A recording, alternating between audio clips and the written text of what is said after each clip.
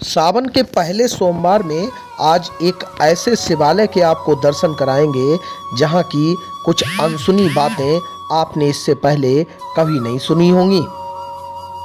फर्रुखाबाद के भगवान पांडेश्वर नाथ मंदिर की आज बात करेंगे और वहां के आपको आज सुबह के कुछ वीडियो फुटेज भी दिखाएंगे। फर्रुखाबाद के भगवान पांडेश्वर नाथ धाम में सुबह से ही भक्तों की भीड़ लगी हुई है। मान्यता यह है कि इनके दर्शन मात्र से ही सारे कष्टों का निवारण हो जाता है। इनके दर्शन करने से मनोवांछित फल की प्राप्ति भी होती है। महाभारत कालीन इस मंदिर में भगवान महादेव की भक्ति की अविरल धारा भी बहती है।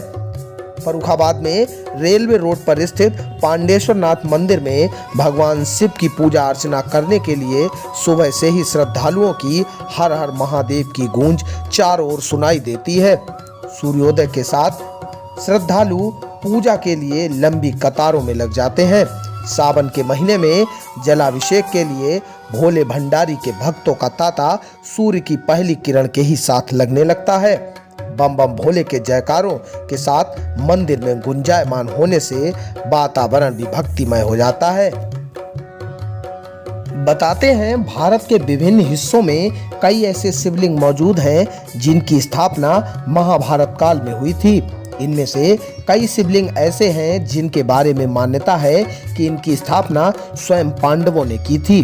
फर्रुखाबाद के इस पांडेश्वर नाथ मंदिर के बारे में भी मान्यता है कि इस शिवलिंग की स्थापना भी पांडवों ने अज्ञातवास के दौरान की थी। इसके साथ ये भी मान्यता है कि स्थापना के दौरान भगवान कृष्ण स्वयं मौजूद थे। पांडवों ने अज्ञातवास के दौरान इस मंदिर की स्थापना की थी, इसलिए इस मंदिर की मान्यता अधिक है। महाभारत में एक चक्रा नगरी का जिक्र भी किया गया है। इसके मुताबिक गंगा के तट के पास राजा द्रुपद का किला था। चारों ओर जंगल ही जंगल थे। गंगा घाट पर धौम्य ऋषि का आश्रम था, जहां से धौम्य ऋषि स्वयंवर कराने काम्पिल्य गए थे। पांडवों ने अपने अज्ञातवास के दौरान इसी इलाके में शरण ली थी। पांडव की मां कुंती के साथ एक पीपल के पेड़ के नीचे रहने लगे, जहां उन्होंने एक शिव मंदिर की स्थापना की, जो आज पांडेश्वर नाथ मंदिर पंडाबाग के नाम से जाना जाता है।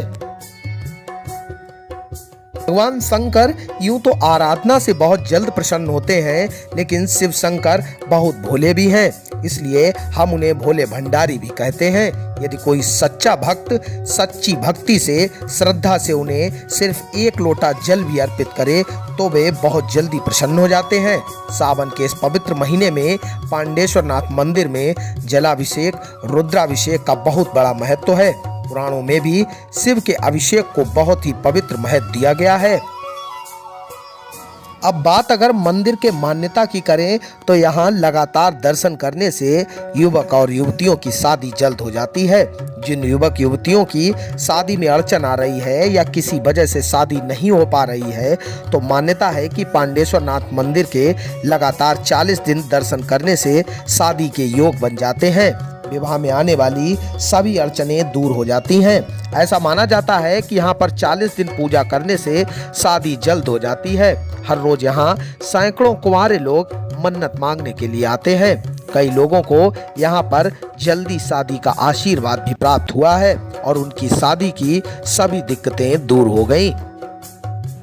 भक्त अपने पांडेश्वर नाथ बाबा से कई प्रकार की मनोकामना करते हैं। अपने भक्तों की भगवान बहुत जल्दी सुनते हैं और सभी इच्छाओं को पूरी भी कर देते हैं, जिससे ये मंदिर काफी प्रचलित हो चला है। सावन में पांडेश्वर नाथ मंदिर में पूजा करने से हर मनोकामना पूरी होती है। भगवान शिव को सावन का महीना बेहद प्रिय है, इसलिए इस माह में शिव की पूजा का बहुत बड़ा महत्व माना जाता है। मान्यता है कि सावन माह में ही समुद्र मंथन भी किया गया था और जिसके बाद जो विष उसमें से निकला था उससे पूरा संसार नष्ट हो सकता था, लेकिन भगवान शिव ने उस विष को अपने कंठ में समाहित किया और सृष्टि की रक्षा की।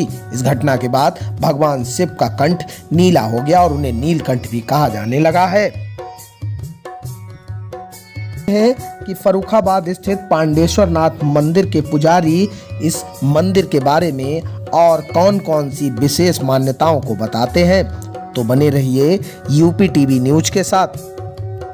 ये सावन का महीना तो विशेष होता ही है शिव शंकर भगवान के हिसाब से, लेकिन इस बार विशेष ये है कि 2-3 साल उधर कोरोना के चक्कर में परेशानी रही, लोगों को दर्शन नहीं हो पाए। पिछले साल से ही ये दर्शन चालू है, इसलिए सावन के पहले सोमवार पे भक्तों की भीड़ जो अपनी इच्छाएं पूरी करने के लिए इस समय आ रही है। प्रदेश में दोबारा योगी जी की सरकार बनी है, हिंदुत्व की सरकार आई है, तो उत्साह किस प्रकार का है सावन के माह में?